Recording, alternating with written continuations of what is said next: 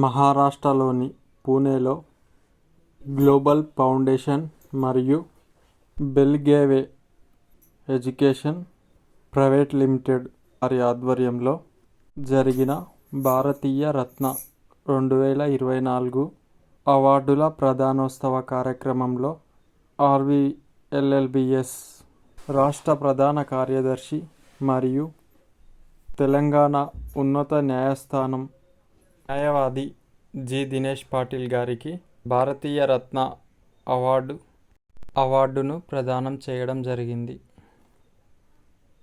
సామాజిక, సాంఘిక మరియు న్యాయ సేవలను గుర్తించి ఈ అవార్డును ప్రదానం చేయడం జరిగింది.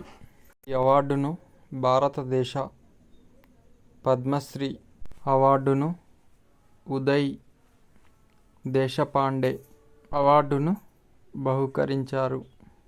ఈ సందర్భంగా రాష్ట్ర సంఘం అభినందించి శుభాకాంక్షలు తెలియజేశారు.